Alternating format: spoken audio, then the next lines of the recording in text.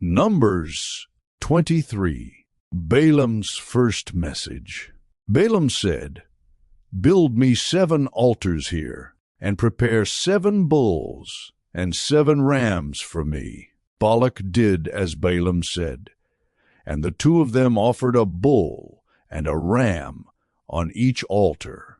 Then Balaam said to Balak, "Stay here beside your offering while I go aside. Perhaps the Lord will come to meet with me. Whatever he reveals to me, I will tell you."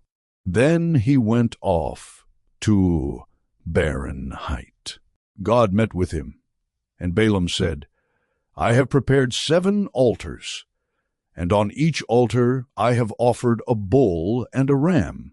The Lord put a word in Balaam's mouth and said, "Go back to Balak and give him this word."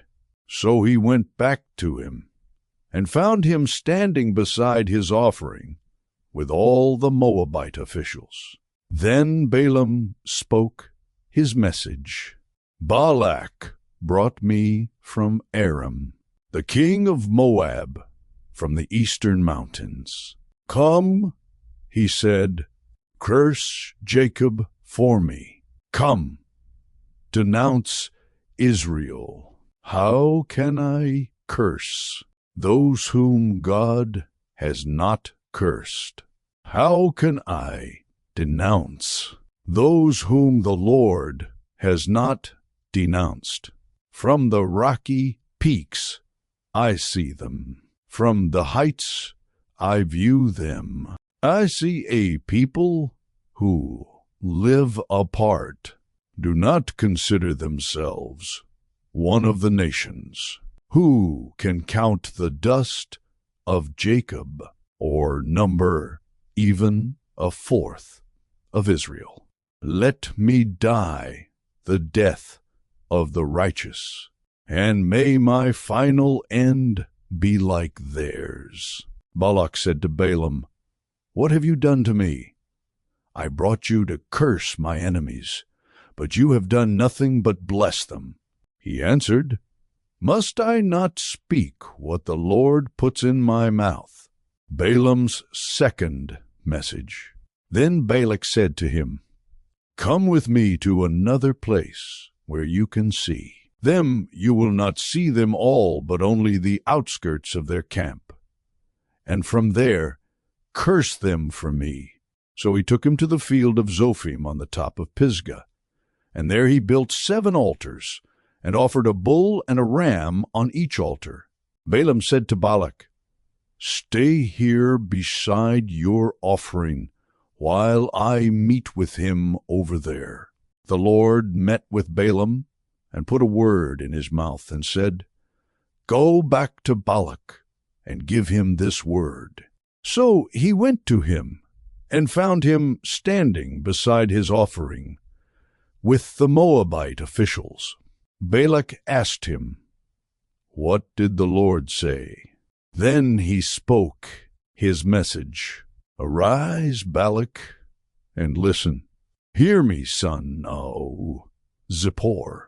God is not human, that he should lie, not a human being, that he should change his mind.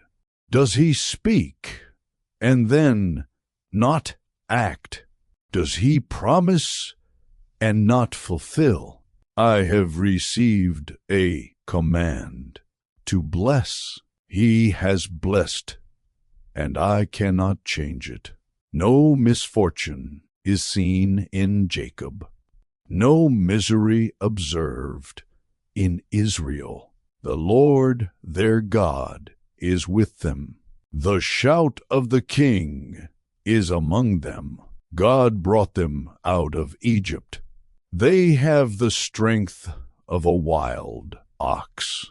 There is no divination against Jacob, no evil omens against Israel. It will now be said of Jacob and of Israel, "See what God has done.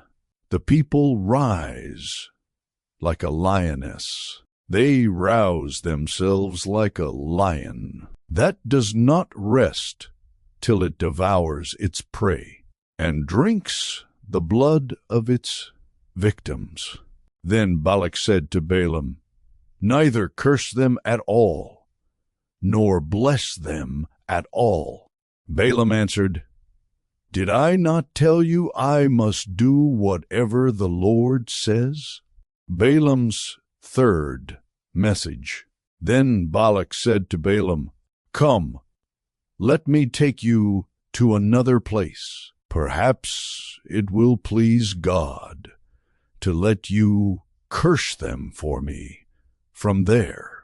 And Balak took Balaam to the top of Peor, overlooking the wasteland. Balaam said, "Build me 7 altars here, and prepare 7 bulls and 7 rams for me." Balak did as Balaam had said, and offered a bull and a ram on each altar.